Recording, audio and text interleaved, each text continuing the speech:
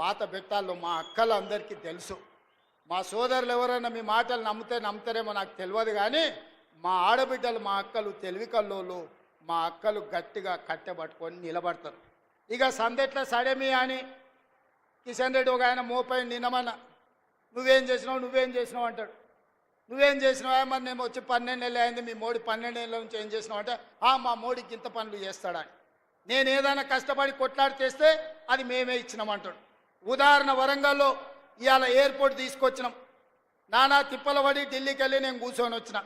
కానీ కిషన్ రెడ్డి అంటున్నాడు లేదు ఆ ఎయిర్పోర్టు నేనే తెచ్చిన, మేమిచ్చిందే ఎయిర్పోర్టు మా మోడీ ఇచ్చిండు నేను తెచ్చినా అంటున్నాడు. ఓకే, నాకేం అభ్యంతరం లేదు. మీడియా మిత్రులారా, మోడీ గారు ఇచ్చిండ్రు, కిషన్ రెడ్డి గారు తెచ్చిర్రు. అది నిజమైతే మెట్రో రాలేదు కదా, రాలేదంటే ఆపింది మోడే కదా. మూసి నది ప్రక్షాళనకు నిధులు రాలే కదా, ఆపింది మోడే కదా. మాపమని చెప్పింది నువ్వే కదా. రీజనల్ రింగ్ రోడ్డు ఉత్తర భాగం నేను తెచ్చినా అంటున్నావు కదా, దక్షిణ భాగం ఆగిపోయింది, ఆపింది నువ్వే కదా. ఉత్తర భాగం కూడా క్యాబినెట్లో పెట్టకుండా టెండర్లు పిలిచిన వాయిదాలు వేస్తున్నది నువ్వే కదా. మా పాలమూరు రంగారెడ్డి ఎత్తిపోతలకు 60 టీఎంసీల నీటి కేటాయింపులు 10 ఏళ్ల నుంచి పెండింగ్ ఉన్నది కదా, ఆపింది నువ్వే కదా. ఈరోజు మా కాళేశ్వరానికి నీటి కేటాయింపులు, మా సమ్మక్క సారలమ్మ ప్రాజెక్టుకు నీటి కేటాయింపులు, మా సీతారామ సాగర్కు నీటి కేటాయింపులు కేంద్ర ప్రభుత్వం 10 ఏళ్ల నుంచి ఆపుతున్నదంటే మోడీ గారు ఆపినట్టే, కిషన్ రెడ్డి గారు చెప్పినట్టే కదా. ఈ లాజిక్ ఎందుకు మిస్ అవుతున్నావు కిషన్ రెడ్డి గారు అని నేను అడుగుతున్నా. వస్తేనేమో ఆయన ఖాతాలు రాసుకుంటాడట, రాకపోతేనేమో రేవంత్ రెడ్డి ఏం చేయలేదు అంటాడంట. నేను 55,000 ఉద్యోగాలు ఇచ్చిన, సంవత్సరానికి 2 కోట్ల ఉద్యోగాలు ఇస్తా అన్నాడు. 12 ఏళ్ళైంది ప్రధానమంత్రిగా మోడీ పదవి చేపట్టి 24 కోట్ల ఉద్యోగాలు ఇవ్వాలి. తెలంగాణ రాష్ట్రంలో నేను ఎల్బీ స్టేడియంలో తలలు లెక్క గట్టి 55,163 మందిని నేను తలలు లెక్క గట్టిస్తా. మీ మోడీ తెలంగాణలో ఎన్ని ఉద్యోగాలు ఇచ్చిండో నువ్వు లెక్క గట్టి చెప్పు కిషన్ రెడ్డి అని నేను అడుగుతున్నా. అయితే గీతే మోడీ ఇచ్చింది 2 బోడి ఉద్యోగాలు, ఒకటి కిషన్ రెడ్డికి, రెండోది బండి సంజయ్కి. ఇదంతా ఎట్లుందా అంటే గుండు అరగుండు బ్రహ్మానందం దగ్గరికి పోయినట్టు ఉంది. ఇవాళ నువ్వు ఏం తెచ్చినావో చెప్పు. ప్రత్యేకంగా నీ నియోజకవర్గంలో సికింద్రాబాద్లో వర్షాలు వచ్చి వరదల్లో మునిగిపోతే ఆనాడు హైదరాబాద్ ప్రజలకు లారీ పోతే లారీ ఇస్తాన్నారు, ఆటో పోతే ఆటో ఇస్తాన్నారు, బండి పోతే బండి ఇస్తాన్నాడు బండి సంజయ్ గారు. ఏమిచ్చిరు? సిల్లి గవర్నర్ ఇచ్చిరా అని నేను అడుగుతున్నా. ఏమి ఇయ్యలేక చేతగాక కేటీఆర్ మాట్లాడుతుంటే అసహనం అక్కసు కనిపిస్తుంది, కిషన్ రెడ్డి మాట్లాడుతుంటే అసూయగా అనిపిస్తుంది. ఎందుకంటే ఆయన నేను ఒక దగ్గరనే పెరిగినాం కొంతకాలం. అరే నాకంటే ముందుగాల నాకంటే చిన్నోడు తెలంగాణకు ముద్రైందని కడుపు నిండా అసూయ కుళ్ళు పెట్టుకొని కాళ్ళ కట్టె పెట్టే పని చేస్తున్నాడు కిషన్ రెడ్డి. నువ్వు ఇట్లాంటి తప్పుడు పనులు చెయ్యకు. ఎక్కువ రోజులు ముసుగు దొడుక్కొని నడపలేవు. మొన్నటికి మొన్న మనోహర్ లాల్ ఖట్టర్ కేంద్ర మంత్రి హైదరాబాద్కు వస్తా అంటే మొదట రాకుండా అద్దుకున్నాడు, రెండవసారి వచ్చిండు. ఆయన పట్టణాభివృద్ధి శాఖ మంత్రి, విద్యుత్ శాఖ మంత్రి, గృహ నిర్మాణ శాఖ మంత్రి. హైదరాబాద్ గ్రాండ్ కాకతీయ హోటల్లో సమీక్ష పెట్టి మంత్రి గారికి మా నివేదికలు ఇస్తే 4 గంటలు చెప్తే నీ సొంత పార్లమెంటు సికింద్రాబాద్లో జరిగిన సమీక్ష సమావేశానికి నువ్వెందుకు డుమ్మా కొట్టినావు?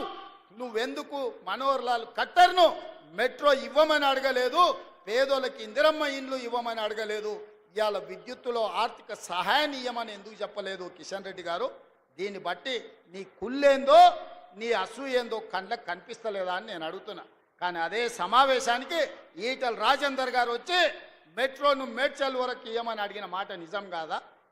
హైదరాబాద్కు మంత్రి వస్తే తెలంగాణ అభివృద్ధి కోసం సమీక్ష చేస్తే 10 సార్లు నేను నీ చుట్టూతో తిరిగి మా అధికారులందరినీ ఇంటికి పంపించి నివేదికలు ఇస్తే మంత్రి వచ్చినప్పుడు నువ్వు రావా?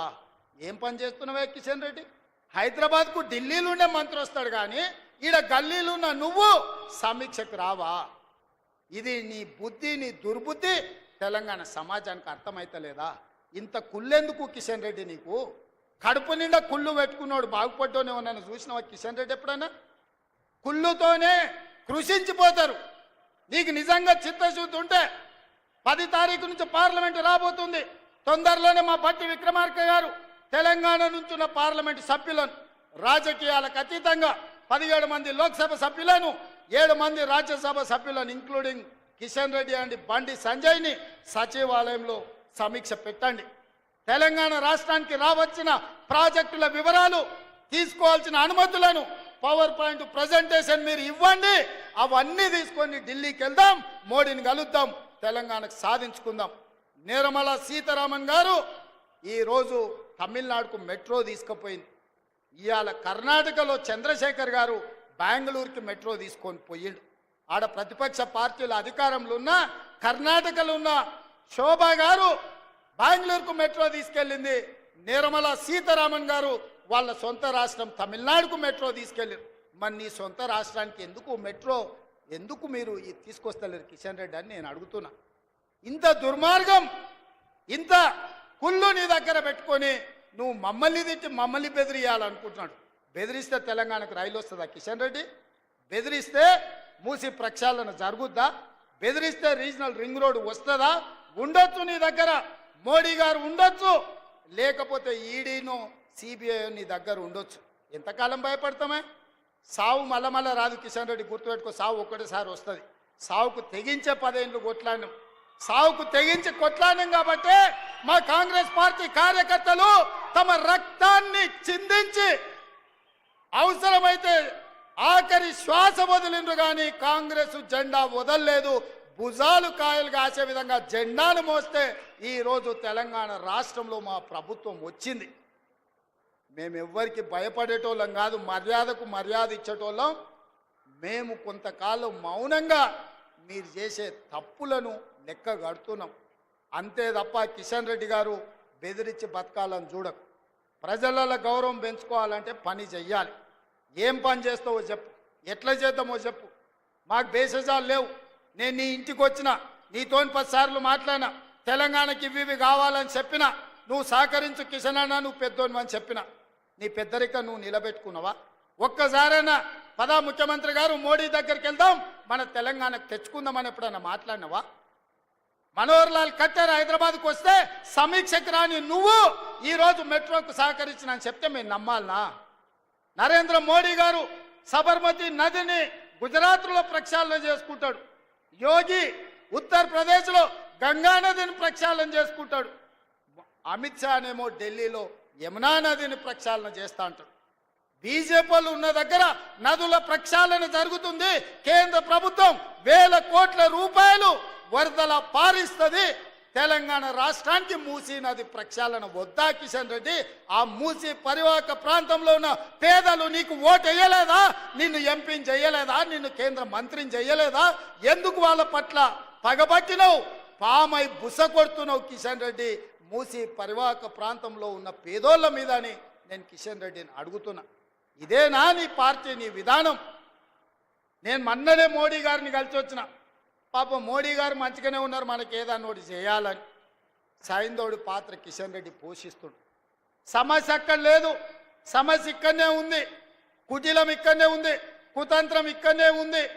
అందుకే ఇవాళ కిషన్ రెడ్డికి చాకిరేవు పెట్టిన.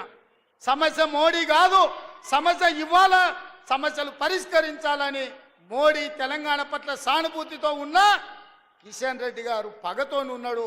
ఆయన చీకటి మిత్రుడు కేసీఆర్ దిగిపోయిందన్న దుఃఖంలో ఉన్నాడు. ఆయన దుఃఖం ఏందో నాకు అర్థమవుతలేదు, ఆయన బాధ ఏందో నాకు అర్థం కావట్లేదు. మేము ఉండొద్దా? మేము గెలవద్దా? మేము ప్రజలకు మేలు చేయొద్దా? ఇవాళ ఇన్ని సంక్షేమ పథకాలు మేము చేస్తుంటే చూసి ఓర్వలేని తనం మంచిది కాదు కిషన్ రెడ్డి. అందుకే ఇవాళ మిత్రులారా, ఈ వనపర్తికి వస్తే కుటుంబ సభ్యులను కలిసినట్టు నా పాత జ్ఞాపకాలు, పాత మిత్రులు, ఈ వనపర్తి నుంచి పొందిన స్ఫూర్తి, ఇక్కడ చదువు కావచ్చు, సంస్కారం కావచ్చు, రాజకీయ చతురత కావచ్చు, విద్యార్థి రాజకీయాలలో నేను ఏదైతే నేర్చుకున్నానో ఇవాళ తెలంగాణ రాష్ట్ర ముఖ్యమంత్రిగా నిలబెట్టింది. తప్పకుండా ఈడున్న వేలాది మంది సాక్షిగా నేను మీకు చెప్తున్నా, పాలమూరు రుణం తీర్చుకుంటా. అది కిషన్ రెడ్డి అయినా, కేసీఆర్ అయినా, కేటీఆర్ అయినా, హరీష్ అయినా, కవిత గారైనా, ఎవరినైనా లెక్క పెట్టేది లేదు.